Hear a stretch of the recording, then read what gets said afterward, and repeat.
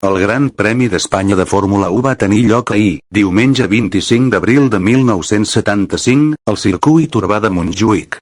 Una carrera que va anar precedida d'una enorme polèmica per la seguretat del circuit degut, entre altres, a la mala col·locació dels guardrails. Fins a tal punt que qualque pilot, la identitat del qual encara es desconeix, ha escrit a un d'ells que si us plau, feu el favor de no xocar aquí. Cosa que ha fet que el vigent campió del món, el brasiler Emerson Fittipaldi, es negués el divendres a participar en la cursa d'ahir diumenge a la tarda, limitant-se, durant les pràctiques i la classificació, a fer voltes molt lentes, 3 en concret, així com 2 durant la carrera, per a que així oficialment comptés com a participant i no fos multat o desqualificat del campionat. Després de diversos accidents, el més espectacular havent-hi implicat 3 monoplaces, els de Lauda, Ragazzoni i Andretti durant la sortida, en la qual aquest últim ha embestit per darrere els 2 pilots de Ferrari, a la volta 25 ha tingut lloc l'accident que ha fet que, 4 voltes més tard, s'aturés dit gir postal, ja que a l'embassy Illfort del jove alemany ha perdut l'aleró davanter i s'ha estavellat, rebotant de tal manera contra les tanques a ambdós costats del circuit i després, enlairant-se i, aterrant a sobre d'una grada bastant concorreguda, ocasionant 25 ferits i 2 morts, un d'ells espectador i l'altre un bomber.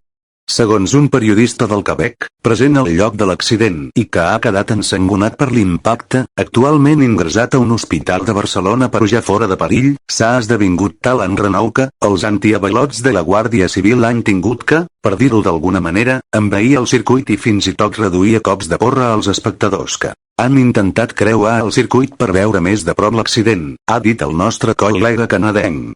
Degut a aquest greu accident, la cursa s'ha parat 4 voltes més tard, a la volta 29, no sens que abans el senyor governador civil i cap provincial del Moviment Nacional, Rodolfo Martín Villa, hagi amenaçat els organitzadors de la cursa de que, reproduïm literalment com no pareu això.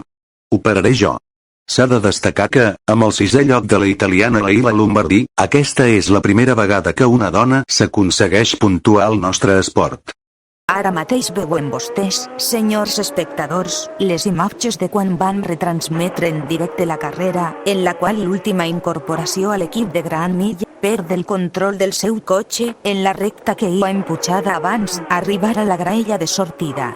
Ha estat la gota que va vessar el vas. En el moment de fer aquesta crònica, desconeixem si la FIA té intenció de fer cap declaració sobre el futur de la cursa, tot i que la seva homòloga motociclista, la FIM, ja ha dit que tenen previst tornar a córrer, la qual cosa ha suscitat una resposta entusiasta dels seguidors de l'especialitat.